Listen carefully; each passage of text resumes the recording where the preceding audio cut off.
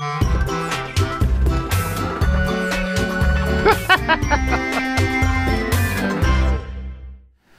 and welcome to Sunday with Mike. On today's show, we're going to cover referrals, too many cooks in the kitchen, past clients, and basic training for your staff. Special shout-outs going to Jesse in California and David in Louisiana for their continued support of our show, and my grandson, Aiden, who just discovered that his grandfather's on YouTube.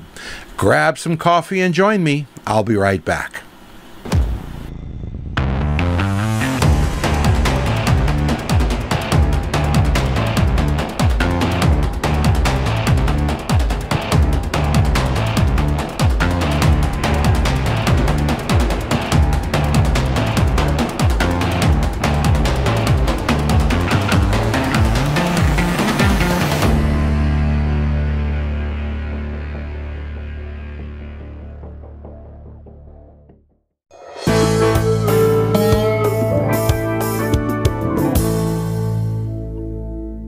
Hi, and welcome back. So before we get started with today's topics, I wanted to wish each and every dad out there a very happy Father's Day.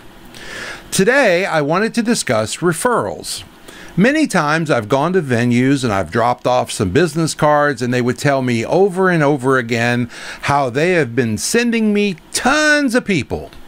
While I would sincerely appreciate their referrals, I hate being told things that are not true. Why lie about it? Just leave it alone and don't say anything at all.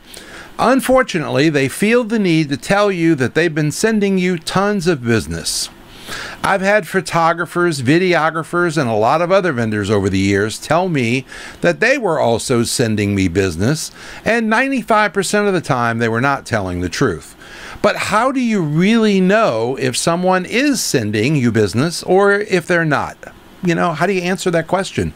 I used to be really unsure of myself, and then I took actions to start learning who is and who's not sending me business and just blowing smoke. One of the simplest things that you can do is to count the number of items that you leave at a venue. For example, I would count out exactly 25 cards before I would walk into the door. Then whatever was on their shelf, I would take that and I would put my new stack of 25 up there to replace it. After I leave, I could count the cards that I was walking away with, and then whatever the difference was between that number and 25 is how many of my cards got picked up. While this system works, it's not foolproof. For example, they could throw some or all of your cards away right after you leave, and the next time you went back, you'd think, wow, they are really going through my cards and sending me tons of business. Common sense will let you know if that's true or not, but it also depends on how often you replenish your business cards. More often works better because you keep yourself in top of mind, but we all know that DJs will wait forever to do anything. Once you go to a database system, however, and start tracking your referrals that way, you can stop wasting your time wondering. You don't even have to go back and replenish the cards because now you can track how much business you're getting from each source with a great deal of accuracy. Once you get X amount of referrals from a business, then you'll know that it's time to go by and drop off more cards. Think of it as inventory, and it's your job to track its progress. DJ Event Planner will change the way you manage and run your business. Streamline all of your procedures and software into one easy-to-manage system. DJ Event Planner, the ultimate online planning tool.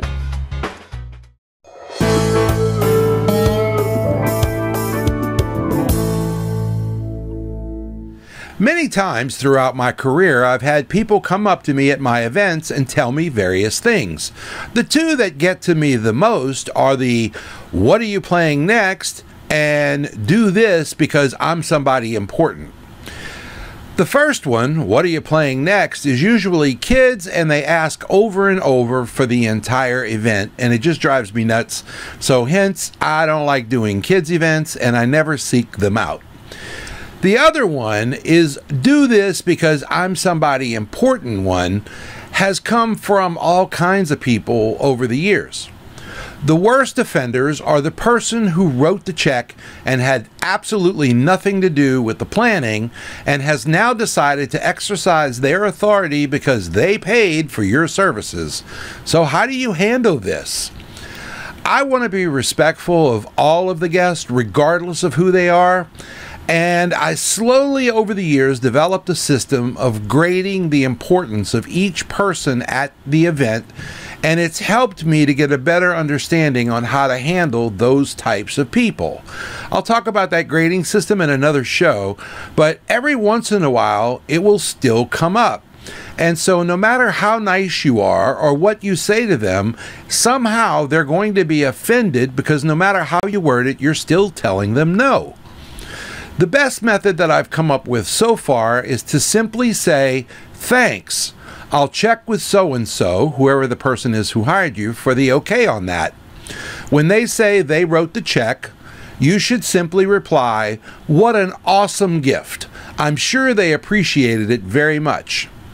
Because this is really no different than you giving someone a gift and now somehow you have full control over how they use that gift. Really? I mean, think about this. I gave you a toaster, and now I get to come over and tell you how brown your toast gets to be, etc. I mean, it's just stupid. So this doesn't work very well in my world, but you can't say that to a guest without seriously ruffling their feathers.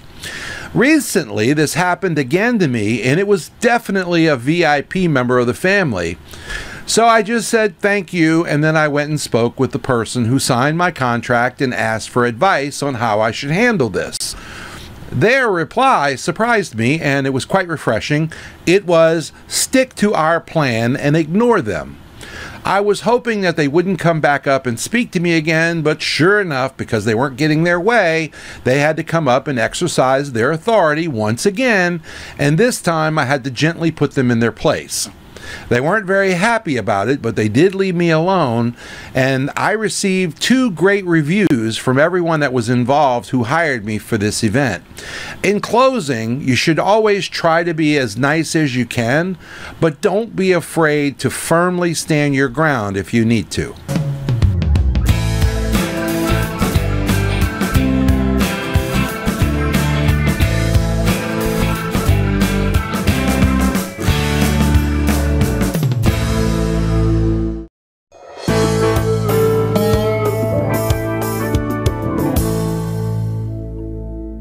Have you ever run into a past client and they say hi and now you're killing yourself trying to remember who this person is? It's happening to me more and more these days, and after doing over 1,000 weddings, it's really hard for me to remember many of them. Of course, they were all important, and of course you knew who they were at the time of their events, before and slightly after. But now, years and years later, I find myself struggling to remember their names. Recently, I was eating at a local restaurant, and it's a late-night diner, and people go there after a night out on the town to grab a bite. And so as we started to leave, one of the guys at the table next to me stops me and thanks me for doing such a great job at his wedding. Then his wife chimes in and says I helped to make it a really special night. I'm feeling like an idiot because I have no idea who these people are. I played it off and I thanked them for the kind words, but it bothered me that I couldn't remember or recall them right away. Later, when my wife and I got home, we looked it up, and then all of those memories of that night started come rushing back in, and I remembered. But I wish that I could have remembered it in the moment while I was speaking to them. It would have made much more sense, and I would have felt better about it. A few days later, we went out for some ice cream at a local ice cream parlor, and we ran into another couple. They said, hey, and thanks for doing a great job at our wedding. And while I didn't remember their names, I did remember their wedding reception, and especially the groom. I looked at the groom and I said, wait, you're from New York, and we had some fun with a Billy Joel Piano Man song, right? And he smiled and said, yes, we sure did. We had a few more minutes of small talk, and we said our goodbyes. So I'm sharing these stories with you of my fuzzy memory for a few reasons. First, if you're like me and you don't remember names very well, I'm going to highly suggest that you try to start improving that skill because it'll really help you. And I'm really good at remembering details of an event, but I'm just terrible with names. So the most important reason that I want to share this stories with you is to tell you this. You as a DJ will affect people's lives for better or for worse when you do events for them. They remember you for years and years long after their events are over with. Please give each one of them that you do your very best effort. They'll forgive you if you forget their name, but they'll never forgive you if you mess up their event.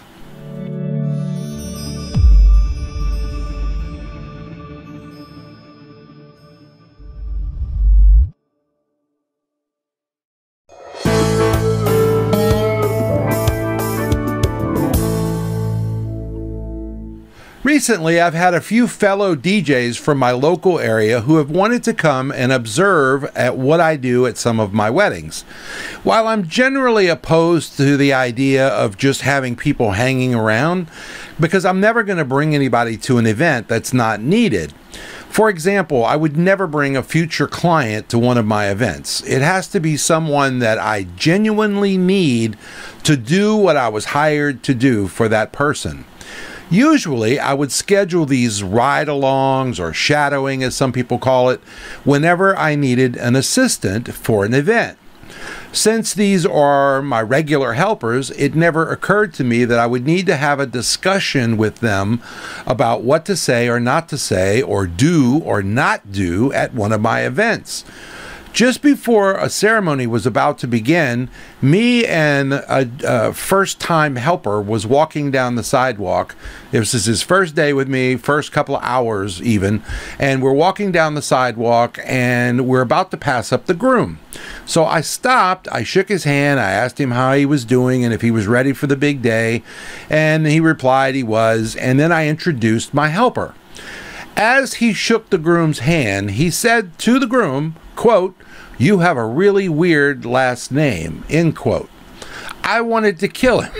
I apologized to the groom. I tried to blow it off. The groom was very gracious about the whole thing, but now I'm seriously questioning my judgment about allowing this guy to come with me on one of my events. The helper said that he was sorry, and we moved on. So the moral to this story is, whenever you allow someone to come to an event with you for any reason, don't assume that they will know the boundaries or the rules. Have a discussion with them about whatever their role is and what exactly you expect from them and the basic do's and don'ts for your event so that you'll all be on the same page before an embarrassing situation comes up. That's going to be our show for today. I hope that you will share it with some of your friends. Give me your thoughts down in the comments section down below, and be sure to give us a thumbs up. We're saving a seat for you in the Sunday with Mike Facebook group. I hope you'll join us there, and I'll see you here next week.